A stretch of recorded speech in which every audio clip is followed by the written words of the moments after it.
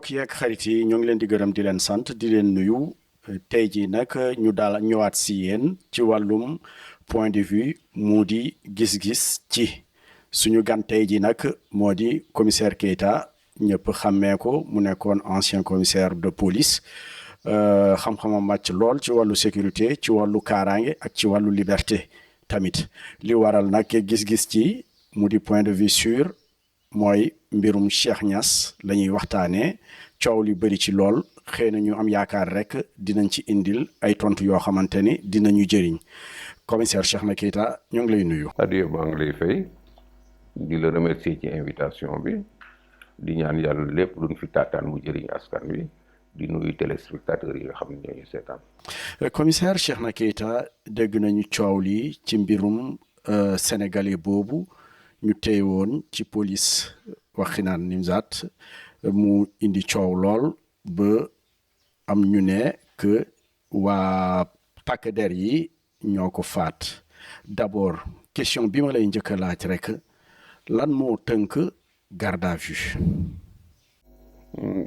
jërëjëf dinañ dellusiwaat ci li nga jëkk junj ci wax ji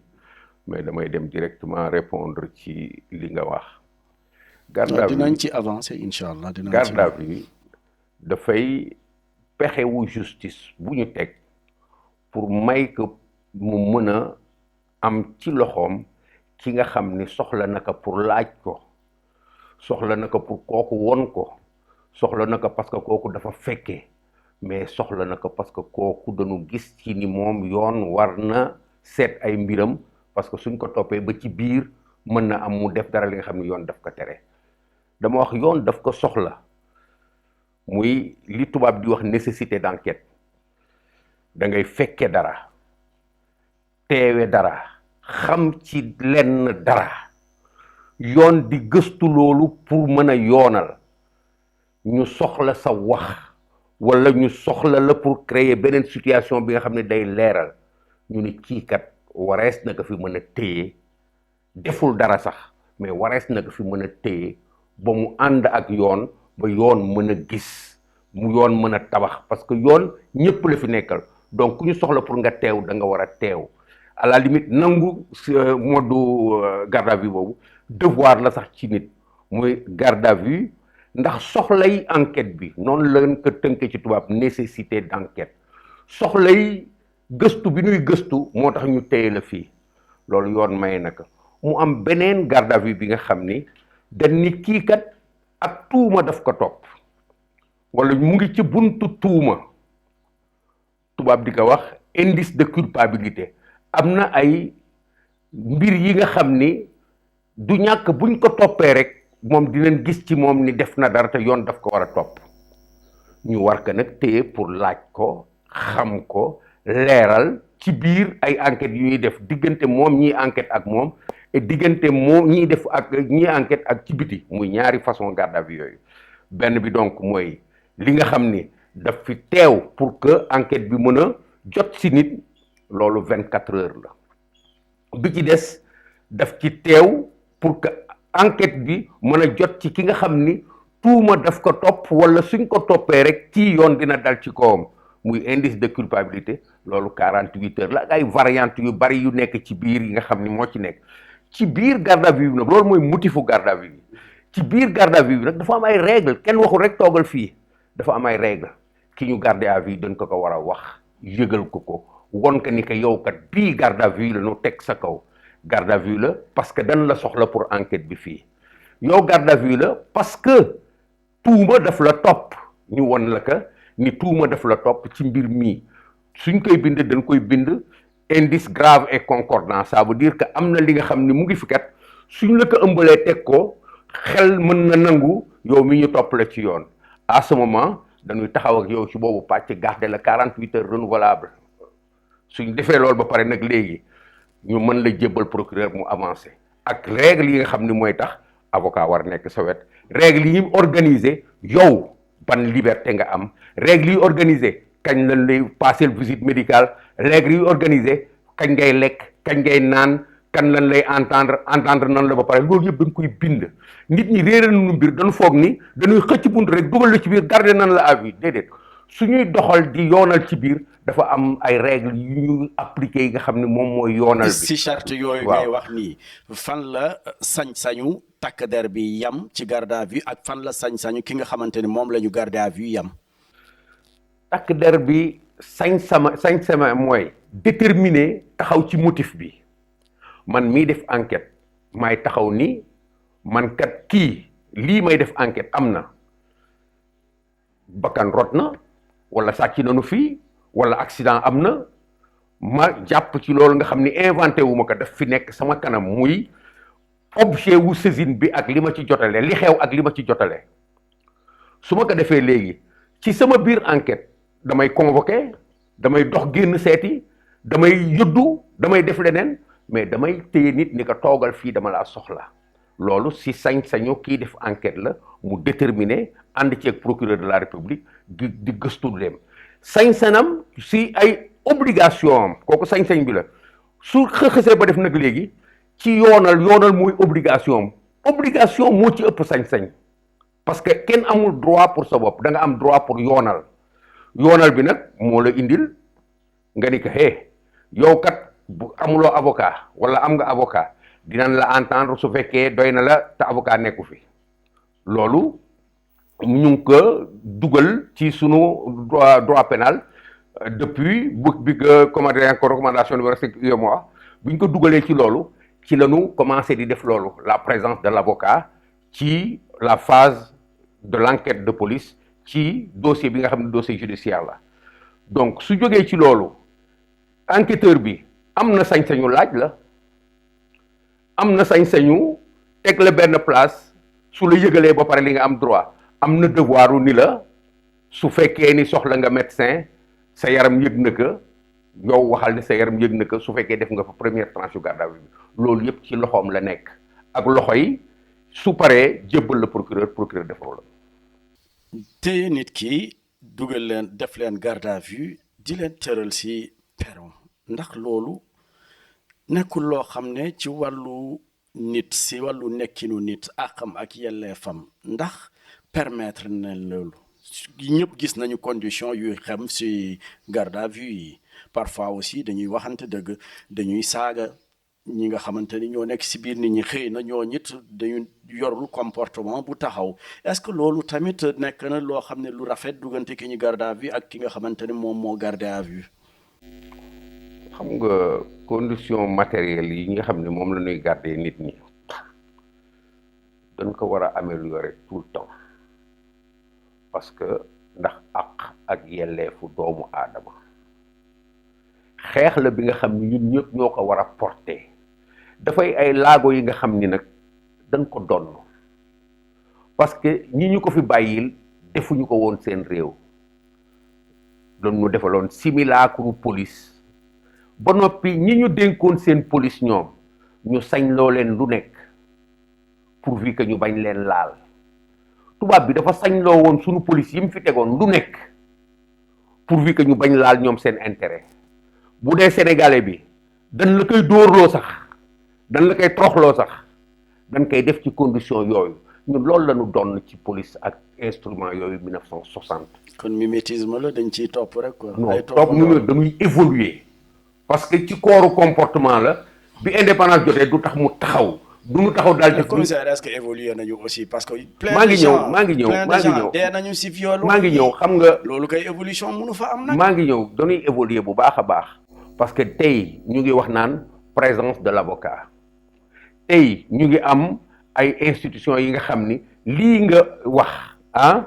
dañuy dem ci lieu de privation de liberté yi fi nga xam ne dañ fay téye ay nit di jàngat di saytu di réclamer di def ay rapport te amu fi woon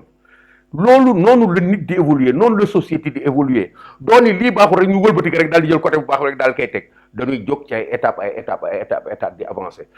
effectivement ci bi ñuy soog a jóge indépendance dañ daan jël nit toroxal ko ci mbedd mi yeewu ko kenn du wax dara société ci boppam mu ngi évoluer nit ñi tey ñu ngi wax seen soxla ñu ngi wax lu nu bañ avant ça amuñu woon lu nuy bañ jusqu'aux années 80 à la limite kenn amu fi loo bañ lu la police def baax na loolu gendarmerie def baax na histoire bu nekk dégg nañ ko fii kenn déggatu ko li fi des kay mooy bavure yi ngeen di wax ak condition de détention yi mais am na ay histoire yi nga xam ne doon na am ci diggante bi ak benn esprit bi fu nekkoon ci diggante police ak gendarmerie dafa doyoon waar te léegi kenn du ko dégg à la limite sax correspondre woon sax ak réalité fondamentale bi mais culture bi fi nekkoon toll na woon fi nga xam ni suñ la koy nettali doo bëgg sax sa doom nekk alkaati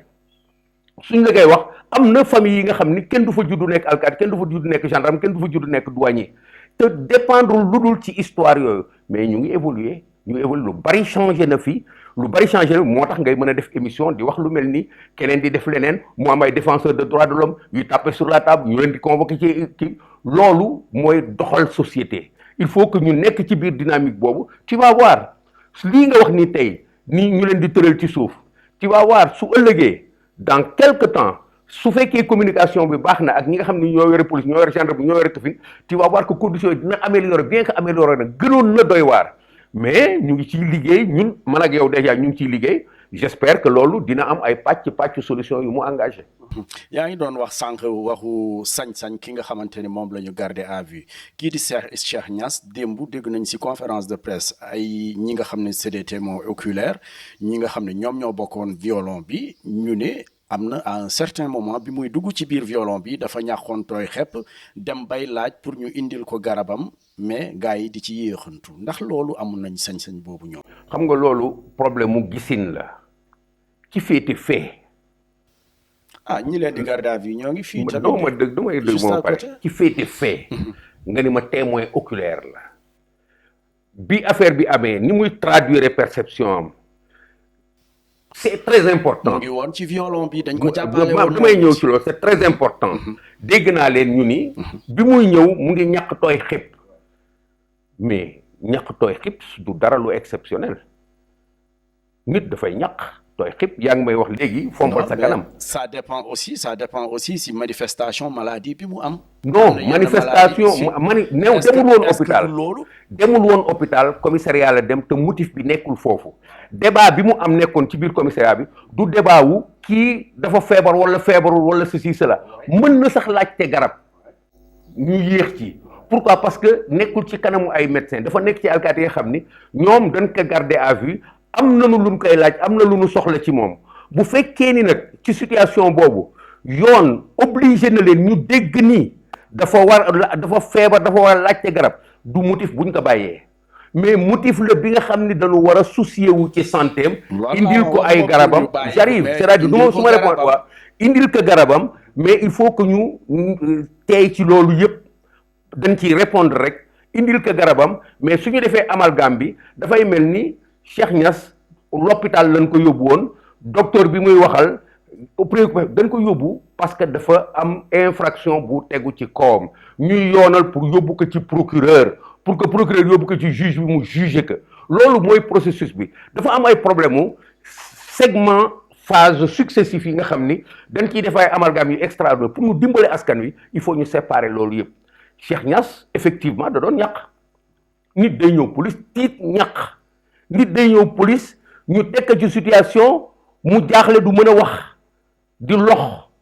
lu nekk day dal nit ci police parce que dañ koy dugal ci situation bu mu xamul parce que dañ koy privé de liberté tànc ko ci situation yoo xam ne buy saw yi sax day tàggoo bu ne tëj ko fi nga xam ne mënu fa génne boppam mais loolu c'est tout à fait normal que réaction yaramam nekk ay ñàkk nekk leneen mais bu ñu demee ba ci teg naan da doon laajte garabam fekkewuma loolu su fekkee nu topp ñu ko ci laajte garab boobu indil ko garabam def diligence il y a une négligence moo tax man la police dafay responsable tout le temps négligence boobu nag nan ko teg ci ni mu ngi nekk ci feu action bi négligence mën na leen dab mais c'est une faute ak nun ko mënta expliquer c'est une faute su fekkee ni noonu la demee parce que police du ñàkk faute ci situation boobu il se trouve que nag loolu passé na ba mu jóge fa ba dem feneen ba kanam rot ñu ci waxtaan donc il faut ñu jël recul tuuti man daal damay d'accord ni Cheikh Niass bi muy ñëw police lii moo ko fa indi woon suñ ma yëgalee nii Cheikh Niass bi ñëw police yi tamit li ko fa indi woon bi mu accès moom am na manifestation physique bu am da doon ñàkk loolu ñàkk boobu alkaati bi du ko interpréter mais su fekkee ni dafa influer ci santéem su fekkee ni rek alkaati yi toppatoo wuñu loolu même bu fekkee sax gisuñu ko ba mu dem mu dab leen ils ont tort loolu mooy idée bi parce que police day responsable tout le temps sooy liggéey ci doomu aadama ci bakkanu doomu aadama ci yaramu doomu aadama doo wàcc ci responsabilité da nga war a vigilant da nga war a teew da nga war a natt da nga war a peser du rôlu alkaati bu ndaw bi rek du rôlu commissaire bi yëpp rôlu ñëpp la dañu war a peser seen action xool li ñuy def on est toujours en faute mais dafay nekk li nga xam ni dañ koy mën a expliquer après parce que ay nit lañu. mbokk yeeg xarit yi may fàttali rek suñu gan tey jii ci wàllu point de vue muy gis-gis ci mu di commissaire Keita commissaire à la retraite commissaire wax nga su fekkente ni def nañu yooyu yëpp def nañu faute parlant de faute est-ce que njiit li aussi pare xewuñu dossier bi nga xamante ni moo di Cheikh Niass rapidement. ñu dindi commissaire bi fa nekkoon daal di ko muté feneen est-ce que loolu moo waroon jiitu si sanction yi ñu def. bon damay leeral benn affaire d'abord maa ngi lay wax séquence yi il faut que ñu d'accord ni fii lu ma xaw jaaxal ci problème bi moom laa bëggoon dellu si tout à l'heure dañu dem ci benn pëcc xoo bi nga xam ni daf ma xaw jaaxal sooy lire problème mu Cheikh Niass dafa mel ni Cheikh Niass. li ko rey alkaati yi ñoo ko teg ci biir police bi ci seen diggante rapport ak moom. loolu la xaw nuru. loolu la ministre bi fësal de. déedéet maa ngi ñëw si on mute le commissaire kay ça veut dire qu'il a commis une faute ou bien il y a une présomption de faute. c'est très facile. ouais c'est très facile. man maa ngi ñëw dama lay expliquer rek séquence boobu dafa nekk moom la doon wax nii léegi ñi ko fekkee nee nañu Cheikh Niass da doon ñàq. nee nañu da doon ceci cela donc on a suffisamment d'éléments pour comprendre que ni effectivement négligence bi am dafa di li nga xam ni rek dafa accompagner li ko rey bi mu fa jógee su fekkee ni mën nañ ko établir mais du comportement wu alkaati yi lu mu def ci kaw yaramam dóor buñ ko dóor wala sévice bavure dañ ko ñoom ci seen gisin dañ ko garder normalement loolu wàccewu leen ba léegi ba mu teqali koog ñoom ba dem ñuy deuxième séquence mu dem toog ci kanam procureur recevoir que traité question am def ci lim ci war a def yóbbu ko mandat de dépôt pour ñu juger que ñu yóbbu ko kaso ba ñu tëj ko foofu en attendant bis bi ñu koy juger bi ñu demee ba foofu ci kaso bi nag foofu la situation santéem révélé lu war a tax ñu yóbbu ko hôpital ci wér-gu-yaramam dem na ba ci kaso ba ci wér-gu-yaramam ñu soog a gis lu war a tax ñu yóbbu ko hôpital loolu mooy séquence yi il faut que ñu respecter leen su ñuy wax responsabilité police nan ko dëkkal foofu ci séquence yooyu ñu séparer leen ba mu clair nit ñi bàyyi di jóge fële rek naan oui par exemple am na lu xewoon fële c'est la quatrième victime il na du victime sévice erreur mën naa wax ni erreur de comportement la ci situation bi nga xam ni dafa normalement déroulé sans que cela ne change en rien le fait que autorité bi affecté kële ba noppi nekk quelque chose buy indi interprétation bii nga wax. mais lu waral affectation lu waral mutation bi. moom moo la jox possible da nga def question parce que dafa def li mu war parce que am na pouvoir am.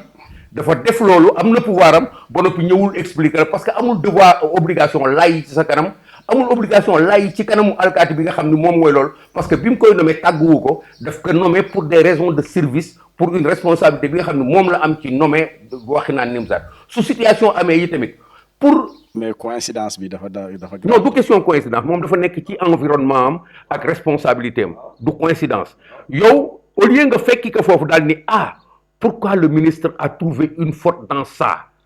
bay relever këfin bi ñu ni mais pourquoi le ministre a trouvé dañ ni s'il l'a relevé c'est parce que certainement voie boobu dafa yomb mais le ministre peut considérer que le commissaire n'a pas été jusqu'au fond de sa responsabilité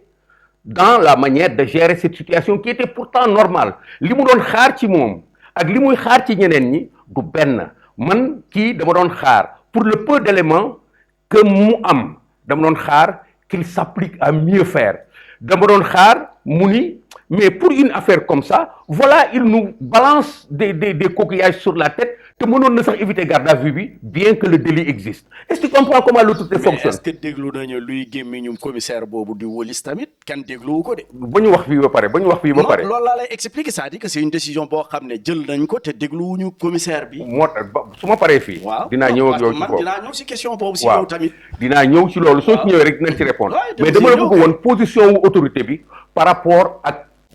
commissaire bi par rapport ak décision boobu. L'autorité nomme. L'autorité apprécie souverainement de fi mu lay natt fi mu lay xaar. L'autorité n'a pas besoin de viser la faute que le public, la bavure ou quelque chose comme ça. L'autre ne cherche pas ça. L'autre cherche à voir su fekkee il y a une suffisance dans le comportement de son agent, de celui qui l'a mis en responsabilité quelque part pour dire que yow daal lii mënoon nga gën a jub loxo soo gënoon jub loxo lii dunu dal ñu nekk fii di wax ay problème yu Cheikh Niass kon jëlee naa la fii utul day def ba loolu ñun de alkaati dañ koy affecté 4 heures du matin ci géntu autorité bi nga xam ne moo ko fa teg di xalaat ni kii. mais commissaire police quand même ñu lay jëlee fi nga nekkoon te tàgguwuñ la laajuñu la. mais loolu mooy commissaire de police. commissaire de police kenn du la laaj dara. amuñu lay tuumaal dal na ma dal na sama morom qu'est-ce qui s'est passé du noonu. C'est un acte de commandement. Un acte de commandement s'exécute sans murmure. L'affectation est un acte de commandement. Si vous le comprenez comme ça, vous avez évacué ce débat-là. Affectation, ñu jëlee nit nommé ko fenn d'abord. Décision la bi nga xam ni ki yàlla jox pouvoir boobu moom la ko jox te amul benn explication bu muy jox ki mu ko jox ki mu dal. ñu jëlee la fa yi tamit. ci commandement ki yàlla jox pouvoir boobu moom la ko jox parce que noonu la mbir yi di doxee armée police gendarmerie noonu lay doxee te amul obligation seet ndax neex na la wala naqdi la wala am nga yeneen motif am nga yeneen point de vue noonu la taxawee. mais ñu jëlee la fa si jamono joo xamante ni dafa am lu mu comme ni ñuy waxee tombé a waral ay gaaf war nañ la mën a laaj man soo ma dénkee sa kër nga ñëw fekk sa kër yàqu doo ñëw rek na ma génnal sama kër di nga ma laaj. yow da nga ma ne war nga ma mën a laaj.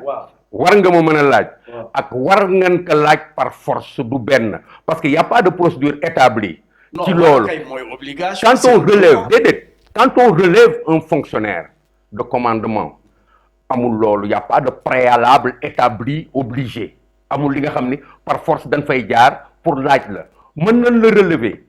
Moi j'ai été affecté de Guédiawaye à Kolda. est-ce que dafa amoon benn coin dara lu mu coïncider woon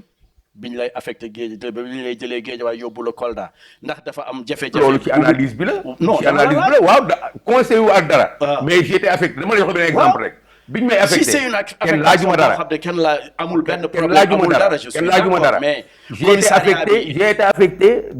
à des endroits ci ay situations yu bizarres yi nga xam ni ça n'a pas connu de publicité kenn laajuma dara je veux dire que li ma lay illustrer rek du ay lu ko ànd ak moom si yéen a àgg foofu mais pouvoir autorité bi moom ci day peser ki mu teg fële tegu ko fa affecté wu ko parce que kii am na lay yi daf ko affecté parce que moom moo ko doylu moom la état bi jox pouvoir mu doylu ko teg ko foofu bis bu situation bu mel nii amee yow fi muy taxaw pour ñàkk ko doylu yow nekkoo foofu moom day taxaw ci wax naa la ni la ñàkk ko doylu ci ni kii daal dama koy dindi parce que mënoon nañu éviter loolu lii su fekkoon ni am na gëdd bu doy mënoon nañu éviter loolu lii pas parce que Cheikh Niass police ñoo ko laal mais moom waroon na mën a dox digganteem ak garde à vue Cheikh Niass pourquoi quels sont les faits ñu ni fait bi daal Cheikh Niass dafa xëqanteeg alkaati bi mu ni xëqante bi nu mu demee ñu ni que lii ak lii la mu ni non commissaire bi man bu ma nekkoon ci place am du ma ko garder à vue xam nga ñu ngi ci garde à vue bi gisaguñu ñàkk gisaguñu leneen mu ni foofu laa toll pour ni kii daal doyatuma fii ma dindi ko commissaire bi nag dina dugg ci feneen defuma dara ceci cela ñu na laajte ceci cela naan soo gisee mu dindi ko c'est parce que ministre bi dafa am lu muy reprocher police bi alkaati yi am na lu ñuy def lu ñuy nëbb loolu yëpp ministre bi tamit waroon na sóoraale loolu mais am na liberté bu bañ ko sóoraale mais débat bi nañ ko ubbi ñun ba ñu comprendre ni suñ ko tëjee fenn rek on est en train de casser le débat le ministre ne l'a pas forcément affecté parce que police dafa def dara parce que police dafa am lu muy nëbb mais daf ko affecté ci responsabilité bi nga xam ni. non parce que commissariat bi am na problème quand même ak citoyen sénégalais ma ne daf ko affecté parce que commissariat bi mu nekk bu muy jiite am na problème. mais mu gis moom lu war a tax mu affecté que. ci loolu la jógee parce que am na nit ku jaar ci commissariat bi commissaire amul po am na nit ku jaar ci commissariat bi ci benn étape bi nga xam ni li ci tegu jur na mu ñàkk bakkanam moom mu xool ni ci jaar-jaar boobu séquence yi ci tegu kii ma teg fii su fekkoon ni éviter nañu loolu kenn du ci tudd loolu du sax taxaw ci kanamu procureur mu gis ni moom mii bugg na yeneen situation su amee ci yeneen police yi nit ñi di vigilant ci sedd nit ñi cër bu toll ni am na li nga xam ne su fa tolloo jarul ñuy garder kenn muy message bu mu lancé ñeneen services yi noonu la ñuy fonctionner ci commandement donc ministre mu ngi ci biir responsabilité am. commissaire Cheikhna Keita est-ce que commissaire bi nga xamante ne moom lañ fa jëlee bind bataaxal ndax dafa juum si bataaxal bi daf ko waroon bind wala waru ko woon bind. waru ko bind. lu tax day setal xam nga ma wax ko. parce que ni mu taxawee ci bind bi dafay kaas. nit aussi dignité am la am ngoram la am. non loolu amul ci commandement ki lay apprécier di la juger di la noter te waxu la yow dafa jël rek décision toog fi mu toog tooñu la dafa jël décision ci li mu am ci responsabilité jël décision pour def la loola naqadi dafa jël décision pour que li ngeen séq dox te am na pàccu dox bi nga xam ne ci moom la dépendre pour nga toog foofu pour nga ñàkk fa toog soo ko doyatul daf dafay jëlee loolu commissaire bi waroon na am éclairage bu toll ni moom mu statuer ci boppam rek respecter ministre bi xam ni ministre daf ko fa jëlee ci responsabilité gis naa mu dugg ci yeneen détails yi nga xam ni dafay doy waar di wax naan ay règlement de compte bi dara xewee ceci cela loolu du cëram officier la. warul woon bind lettre bi. Ci anam yooyu mënoon na bind lettre bu empreinte de courtoisie empreinte de ceci cela ñu xam ni kii kat day laajte sax lan la def. commissaire mës nga jànkonteel ak situation boobu yow. man waaw. quelle a été sa position si loolu. non moi je suis sorti de la police dans une affaire qui a fait plus de bruit que ça. bindoo woon. ñaxtuwuma man du ma ñaxtu. les documents sont là. non waaw bind nga ci internet. waaw di nga gis li ma fa def. bind nga. dama bind ci kuuru affaire bi dama des di wax professionnellement lan mooy affaire bii lan laay défendre l'intérêt du Sénégal intérêt wu police ci lu ma mën a justifier ba noppi nag toog lu ma dal ma xam ne noonu la sa benn naatangoo bi ma woowee. ni ma commissaire dan lay raje de ma ne ko muy noonu xamoon naa ni foofu laa toll mais damay jël boobu responsabilité kenn mësuma dégg ma ñaxtu kenn mësuma dégg ma ñëw droit de l'homme yi ñëw noonu ku nekk toog na sama kër je ne cite pas des maisons de presse sont venues avec plus de bagages que li nga teg fii pour may ma occasion ma communiquer ñaxtu man leen communiquer wu ma ñaxtuwuma responsable là je resterai dans cette affaire éternellement le directeur de l'OCRTIS tant que affaire bi muy taxaw man directeur de l'OCRTIS laay wax donc li may wax ci ak autorités yi dafa am fu mu enchaîné wu yoon bi ma jaaroon kenn mësu ko xam nii mësuñu ko wax laajal Mactar Cissé maa ngi doon naxante ak autorités yi pour que li nga xam ni moom moo ñu indi ci situation boobu ñu fexe ba corriger que te kenn du dégg donc man intérêt wu état bi intérêt wu Sénégal laa doon topp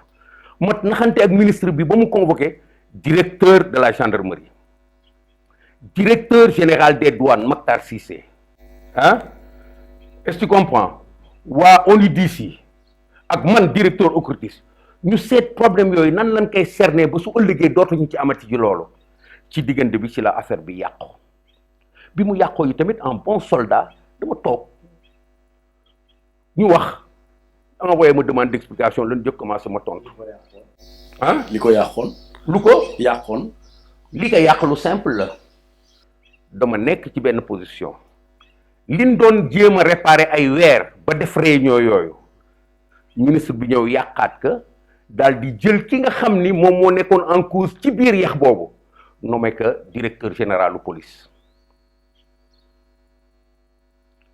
un commissaire de police ñu suspecté ñu lay tuumaal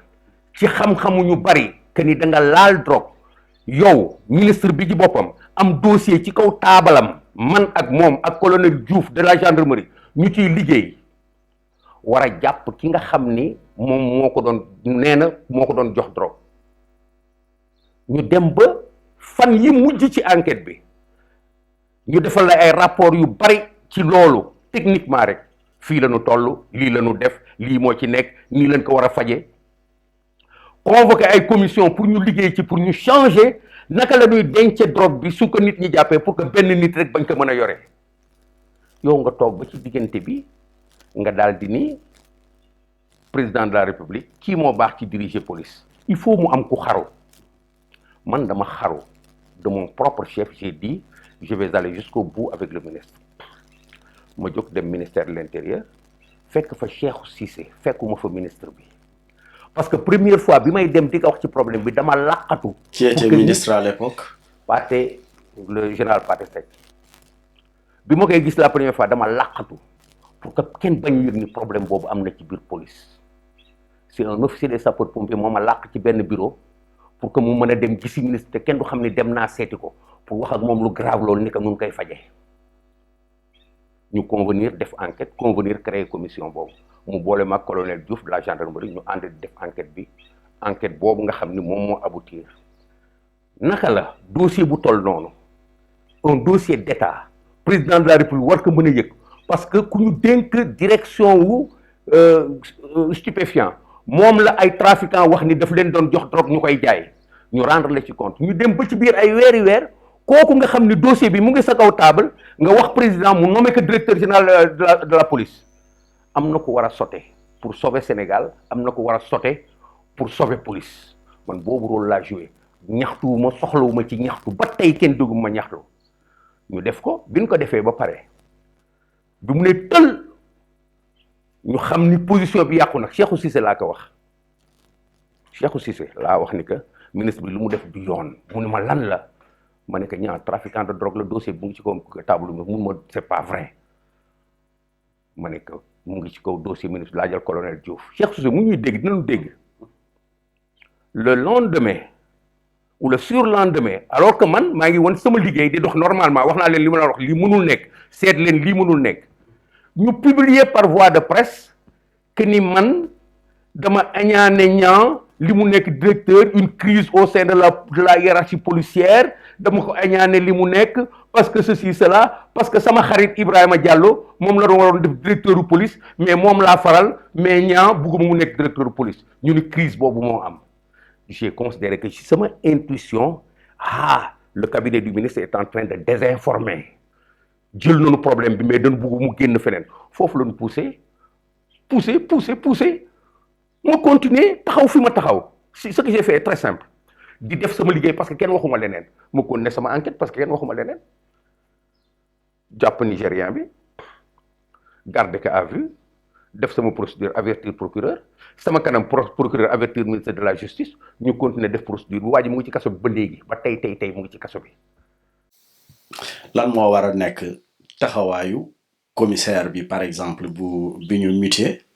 ci mbir mi nga xamante ne moo xew xam nga yow tu as pu dajale directeur gendarmerie directeur douane directeur police ba mu jëm ci ministre bi taxawaay boobu nga amoon si situation bi lan mooy doon solution moo waroon doon solution bi. En bon subordonné il devait s'exécuter il a été muté il devait s'exécuter su ngeen demee ci moom il devait communiquer ci ligne bi ma comment communiquer rien ne s'est passé ici que je sache mais je suis un soldat j'ai été relevé je m'en vais je n'ai rien d'autre à dire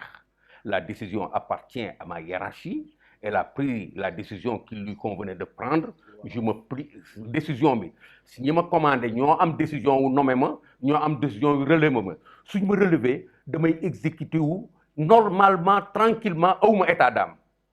loolu la waroon wax moom taxaw foofu maintenant loolu daf ko jox ouverture pour mu défendre service am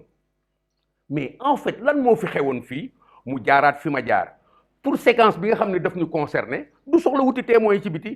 man lii moo ñëw sama kii nii laa ko doxalee moom day wax défendre day am occasion de ouverture défendre boppam défendre agent yi défendre police mu rafet mais bu fekkee dafa xëcc kiiraay gi ci boppam subjectif di lamenté wu di wax déshonneur di wax sa famille di wax ceci cela il est passé à côté fu mu jaar du foofu du yoon wi. mbokk yi ak xarit yi may fàttali rek suñu gan tey jii si point de vue sur muy ci gis-gis ci mu di commissaire Keita commissaire à la retraite commissaire ñu wax si rapport entre force de défense et sécurité ak citoyen askan wi nekk na lu ñagas chaque fois ñu ne way il faut ñu gën a jege askan wi il faut ñu gën a jege askan wi wante lu ñuy gën a faral di gis ñuy mate askan wi la ñuy gis. lan moo ko war a changer est-ce que jotul aussi ñu def ci benn jël si benn dogal ba nga xamante ni police civile mën na ñëw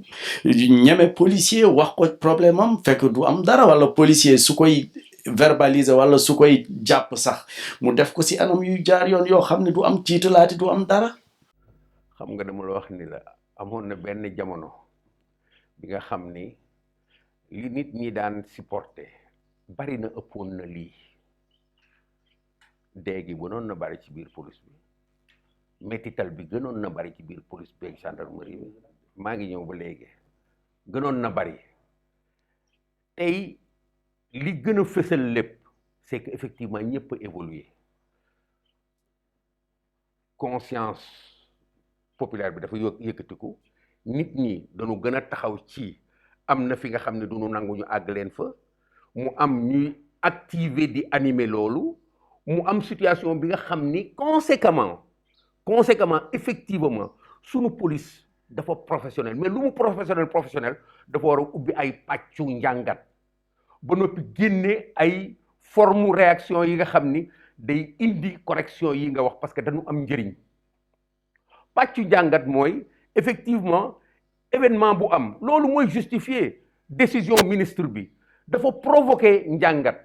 ci réaction kilifa yi nga xam ni liñ leen dénk dafa rëy mooy di téye ay doomu aadama te duñu mën dem fenn tey yàgg na depuis toujours ma koy wax police gi dafa war a communiquer amul luy xew ci communication ñu ni journaliste ñoo ko war a defal police par exemple police moo war a xoolaat communication ñu ni rapport police ak citoyens yi police moo war a taxaw ci développer ay politique de communication développer des politiques de relation avec le public yi nga xam ni day permettre population bi lii droit wam mooy ñeme police lii droit wam mu su amee problème mu wóor que ni mën na wóolu police ñu def loolu de manière axiale ci benn politique bi nga xam ne ñoom moom la ñuy doxal di dem ci école yi di dem ci marché yi di animer ay émission ñeme waxal police parce que police lu yomb waxal la parce que day liggéey du matin au soir pour encadrer dundinu askan wi pour encadrer fonction état yombul si askan wi de. lu wax ak police ci police la yomb. ci police la yomb waaw. Mais à condition que lii ñuy wax tey suñu jógee ci affaire Cheikh Niass bi. légalisation sax boo demee dañ lay yuuxu. mais d'accord na moo tax man la alors que soo xoolee module formation yi déformation bi alkaati yi ñu ngi koy fore ci biti soo demee école police dañ lay wax luy poste de police wax la luy accueil c'est théorisé en clair wax la looy waxee ak ki ñëw noo koy xoolee noo koy orienté nooy faje soxlaam nu muy génne police bi je te dis c'est clair amul hasard biir police mais boo ñëwee ci benn environnement bi nga xam ni dafa nekk environnement bi nga xam ni sur le terrain dafa am ay yàqu-yàqu yu fa nekk yi nga xam ni kenn taxawul taxawaayu ni ñu créer module yi fële ci école bi ñu créer ay situation de formation continue ak de suivi de supervision des comportements yi nga xam ni dafay jegele ñaari entités yi population ak ñeneen ñu taxawu alkaati yi ci fi nga xam fa leen di xaar ma jox la soo taxawee ci circulation damay d'accord ak yow da ngay gis alkaati bu ñëw kii day ñëw saluer le correctement police contrôle routier sa pièce. kii ñëw yor cigarette. dëngal béeréem effectivement ñëw taxaw sa permis yow. alors que kenn jàngalu leen loolu li ñu leen jàngal mooy ki ngay waxal da nga ko war a xool ci bët nuyu ko normalement comme kuy nuyu sa chef normalement ni ko contrôle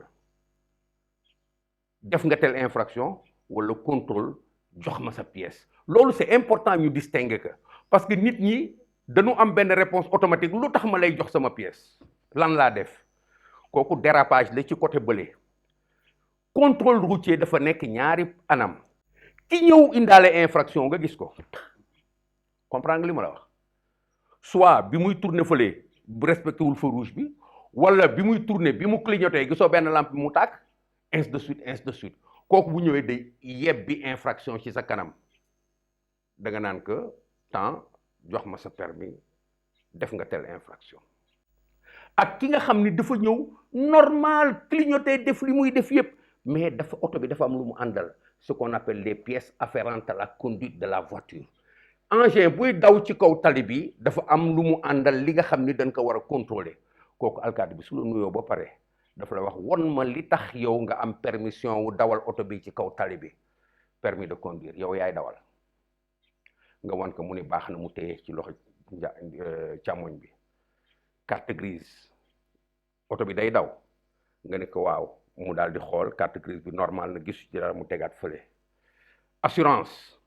oto bi day daw mu xool assurance xool visite technique xool xam ni loolu mat na kon contrôler na la te yow da nga ko soo ko dégloo rek dina am fi muy dema yow mais su fekkee su la nee pièce rek nga ne ko lu tax nga ma koy jox amoo droit def ma ni ainsi de suite tu dérapes à ce moment tu n'es plus en train d'être contrôlé yow sa bopp à la limite yaay won alkaati bi ni fi mu nekk yow yaa ko war a wax ni muy doxalee liggéeyam loolu bokk na ci 90% source friction yi c'est une réaction inappropriée par rapport à un contrôle qui alkaati lu mu incorrect balaa muy dal ci yow contrôle dina juróom fukki nit yi nga xam ni ils ont pu passer parce que fi ñu réagiré ak moom fi mu réagiré dafa ànd dafa am génnukaay. ASP bu ànd ak policier arrêté la yoon la. xam nga ku ma jaaxal man ah seetuma ko ci téere sama expérience laay waxee ASP yi bu ngeen gisee ñu dugal leen ci biir police bi mooy gap bi ma la doon. man damay laajte rek ndax am nañ ci droit boobu laa wax. taxaw ci kaw taxaw ci kaw tali bi arrêté nit ki. mais auxiliaire à la place du policier. ASP bi dafa am contrat bu dox diggante agence bi mu nekk ak police hein pour emploi est-ce que tu comprends lenn lay def mooy fu alkaati bi taxaw mën na ko assister parce que auxiliaire la mais munul def loolu alkaati bi def fu alkaati bi nekkul parce que amul prérogative yi ci ni mu koy accompagner nag ci fi muy def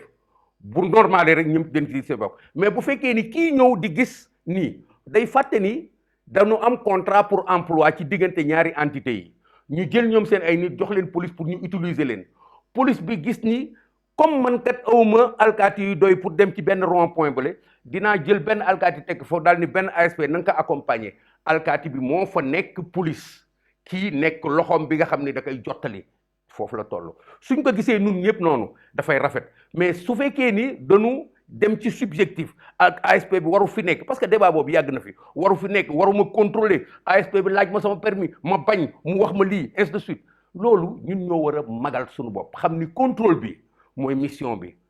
ASP bi contrôler wala keneen du affaire bi nanu fexe ba contrôle bi aw yoon ASP bi nag foo ko gis mu taxaw moom kot di def affaire boppam xaalis moo fa indi boppam mais bu fekkee ni dafa ànd ak alkaati ñu nekk dans une situation de mission alkaati bi nekk à un point normalement ñu désigner ko fa muy def liggéey bi nga xam ne nëbbatuwul làqatoowul su ànd ak ASP bàyyi leen ñoom ñu régler seen diggante mais bul ñëw dox seen diggante ni ASP bi du ma laal du ma contrôler du laal sama permis du laal sama ceci cela ASP bi alkaati bi mën na taxaw fële daal ni que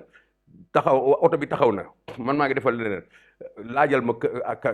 laajal ma ko moom day ñëw daal ni ko permis mais yow na nga retenir ni kii koy superviser moo ko wax mu laaj dafay yomb mais bu fekkee ni yow da ngay wut ku war a def ku warul def yaa ngi arbitrer situation bi nga xam ni yow da tu es sujet au contrôle tu n'es pas acteur du contrôle. citoyen ci kanamu policier bu yor cigarette dëngal mbaxanam comme nu mu ko neexee est-ce que mu ñeme na ko def reproche boobu. Dans toute la courtoisie bi nga ko mën a defee soo ko defee day jàll. waaw moo tax ministre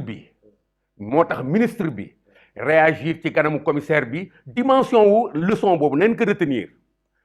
alkaati bu taxawee yor cigarette ñëw taxaw naan la jox ma sa permis waaye ceci cela nga ñëw ni que monsieur l'agent avec tout le respect que je vous dois nga may ma wax la ni affaire bi du nii yaa ngi yàq image yu Sénégal yaa ngi yàq image yu police ci nii nga taxawee d'accord naa nga contrôler ma su ma nekkul infraction nga verbaliser ma mais may ma wax la ni du nii kooku da ngay jël sa responsabilité nag loo ci fekk nga xam ni loolu la mais nga wax ko ci sell set soo demee police da ngay génn moom dinañ ko sanctionner dama la wax lu clair bu fekkee ni man ma taxaw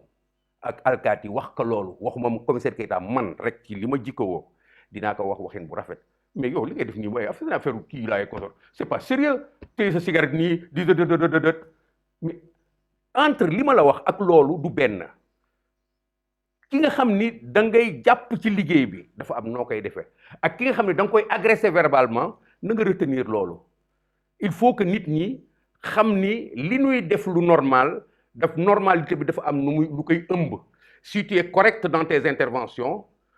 tu peux même dire à un commissaire de police ni ngay defee du noonu mais da nga koy gis loolu ni muy defee du noonu doo ko won ni que yow mii ni muy defee c'est doo ko invectiver ci li tubaab di wax doo ko joxoñ doo ko jonj est-ce que tu comprends loolu différence bu fondamentale la yoon nag sago ak dayoo ak lu rafet may na ku nekk ak devoir ak responsabilité citoyenne qui est une responsabilité extrêmement forte may na ku nekk mu xeex ak alkaati pour mu correct mais day xam nu mu koy xeexee. Commissaire Keita, dernière question, c'est une question subsidiaire. yaa ngi doon wax sànq bi ñu doon wax si waxu rapport entre forces de défense et de sécurité ak citoyens yi ñu wax ci affaire Guy Marius Sagna. Guy Marius Sagna bu war a taxaw tey justice tribunal. waaw sa jàngat. est-ce que lu mu def jaroon na ko. da nga ni dernière question du nu mën a xóot trop ci loolu. non mën nga xóotal. Guy Marius Sagna dafa ubbi benn page mooy doyadil institution yi attaquer force de défense yi ak sécurité yi ci benn anam bi nga xam ni ñun ci sunu tradition sunu aada sunu métier dañu ko ragal muy subversion mooy nëxal gasaxal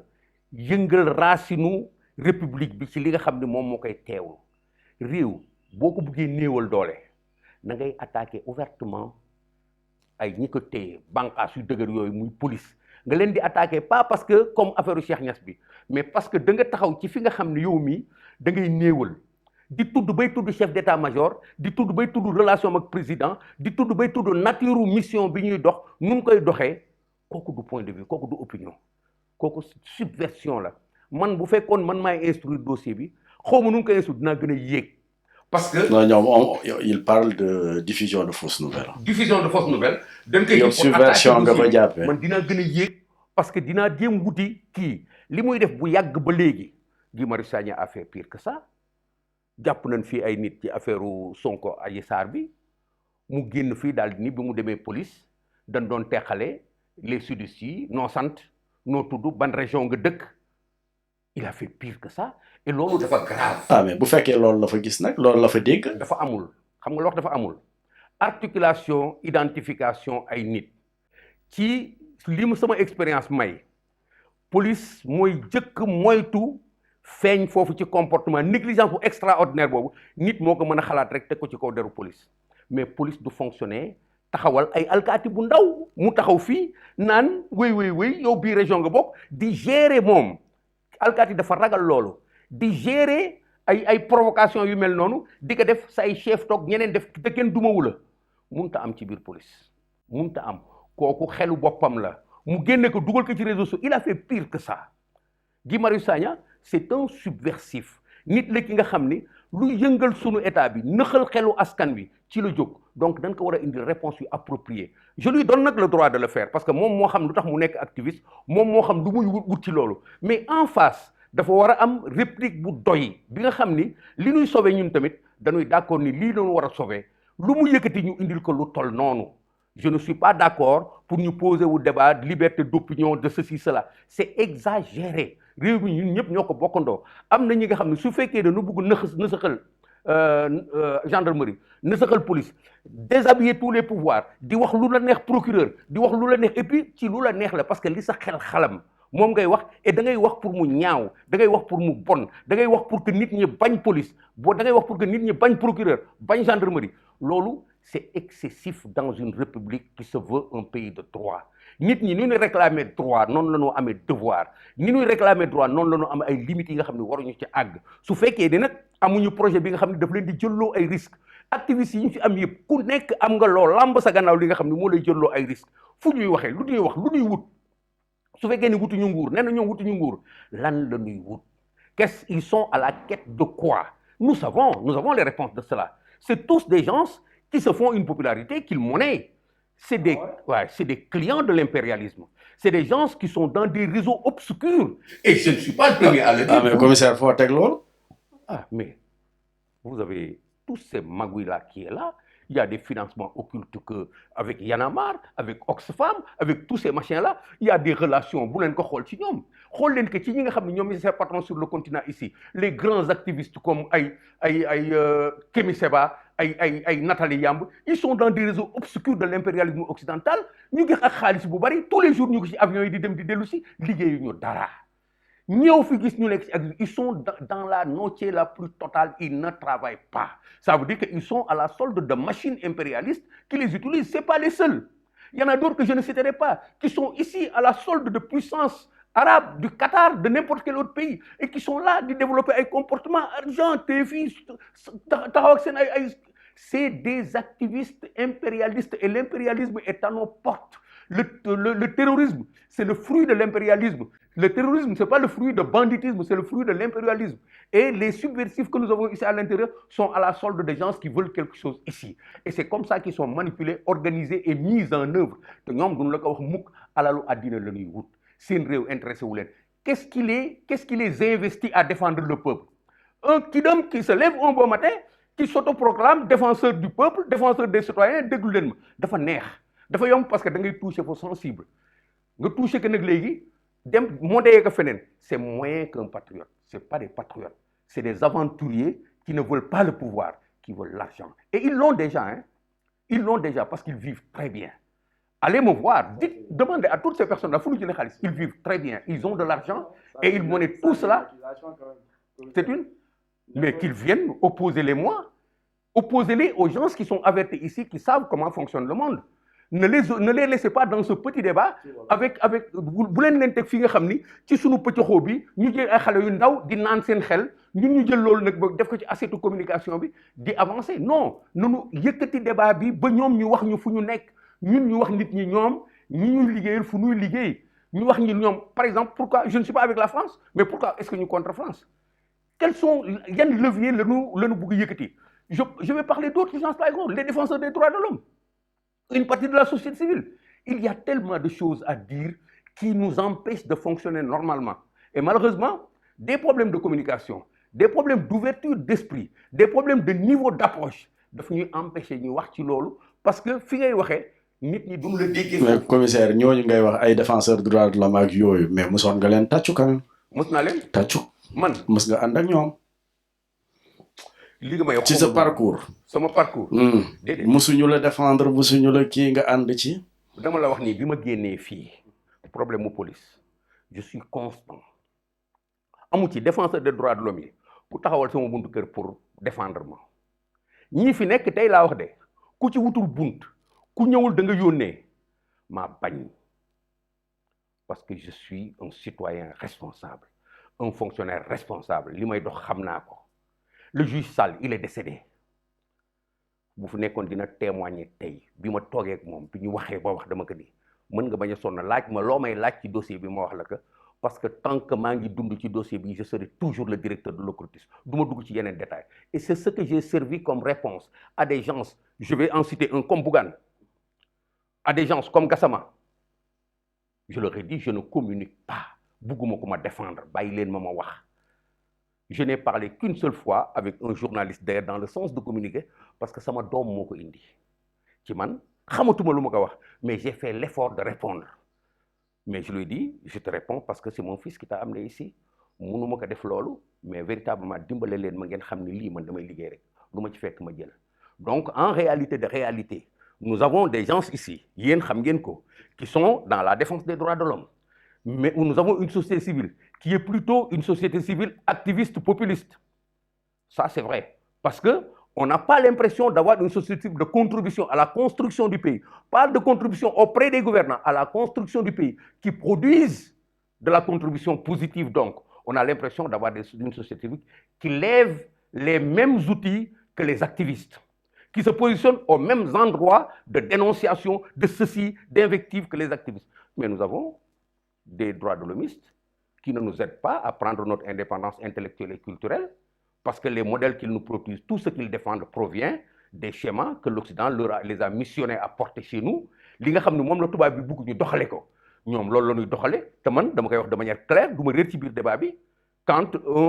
nous parlons ici de démocratie ñëpp jóg taxaw ceci cela mais bu ñuy wax homosexualité kenn du wax alors que c'est des modèles de société qui ne nous correspondent pas et d'autres choses et d'autres choses et d'autres choses que les gens évacuent parce que newul ci seen ligne bi nga xam ne moo leen di gouverner. Les gens cherchent de l'argent. Dans cet espace public, il y a tellement d'acteurs qui ne cherchent que leur bien, qui ne cherchent que de l'argent. Si nous les utiliser, dañ lay utiliser. Moi,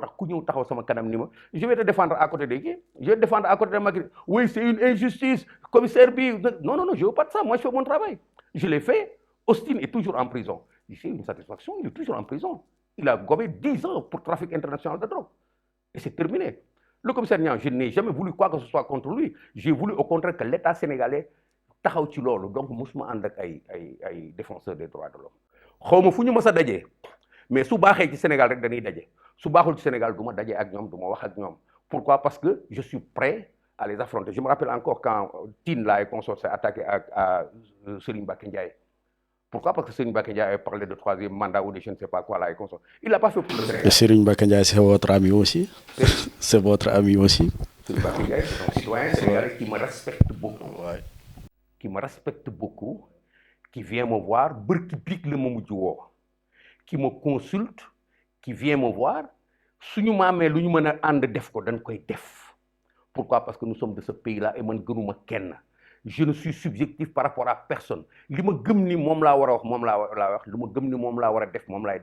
ne suis subjectif contre personne. Et je me défends d'être un ami de Serigne Mbacké Ndiaye parce que de me respecter.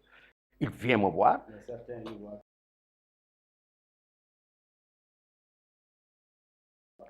Mais c'est tout à fait normal que nous disions parce qu'effectivement, je suis arrivé en politique en citoyen libre. Mais ce qu'ils ne savent pas, c'est que moi,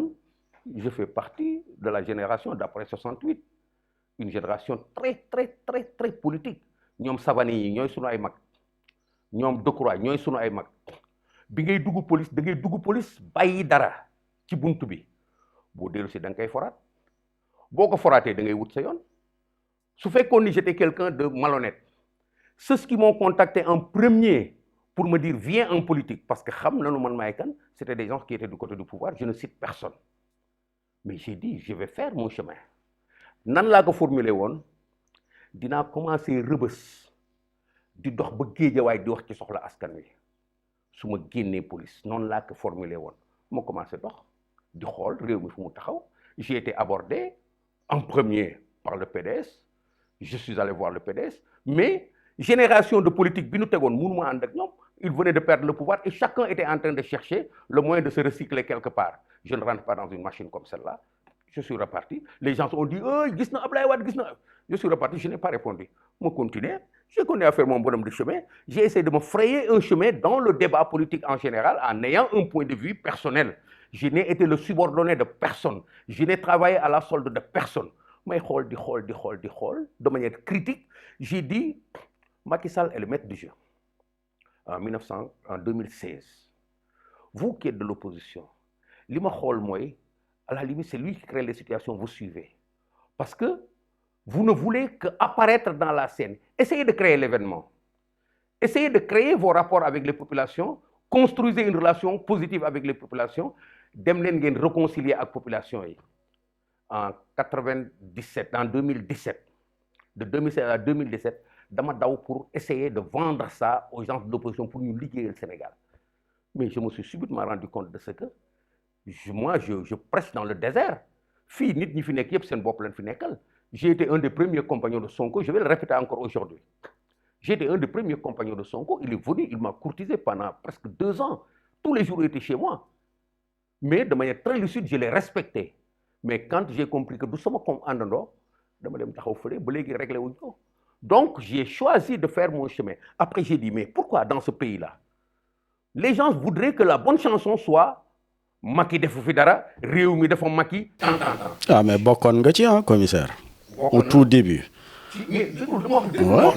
j'ai dit pourquoi est-ce que c'est ça? Pourquoi? Parce que souvent damay nekk dans l'oppositionnisme, hein, je suis obligé de m'inspirer de quelque chose pour emprunter le discours de l'opposition et essayer de formuler quelque chose qui tient la route. Qui tient la route, répétez-moi, qui tient la route. Mais bu ma demee ba xam ni ñii kat li ma jëkk a diagnostiqué mooy à commencer par man sax ñun ñëpp suñu bopp lañ fi nekkal je peux dire mais ma reculé daal ni mais pourquoi est-ce que fii dara du fi dox non. ma rapproché wu ci ni mais Macky a dit yoonu yokkute damay changer Sénégal il l'a dit. lan mooy contenu loolu moo commencé à analyser mais j'ai vu que c'est quelqu'un qui a un projet mu ngi def lépp baaxul mais am na lu fi baax comme ñii nga xam ni fu nekk jaar naa fa ak ñoom ci sama liberté nag laa wax sama liberté personne n'a jamais réussi à me faire quoi que ce soit sama intellectualité laay doxee ci ni ma xamee noonu laay waxee ak ñoom te kenn du ma dugal ci dara. Les gens, beaucoup de gens sont tentés de m'approcher. Pourquoi? Comme c'est le cas du monde. Pourquoi? Soo waxee nit ñi dinañ la dégg soo waxee ñenn ñi dinañ ko gëm. Premier c'est là que vous cherchez à le voir. Donc moi j'ai travaillé à être celui que je suis bi ma demee ba xam ni tey kat li ñu war a def mooy ànd liggéey Sénégal ma xool ni yàq-yàq bi mu ngi toll ci ni ku nekk da nga bëgg jot nguur gi pour def ko sa bopp te am na ñu yore nguur gi. Je dis je déménage mais en déménageant vous reconnaîtrez avec moi que dama toog jàpp sama njàmbur je n'ai clientélisé rien lu may def sama discours favorable au président Macky Sall wala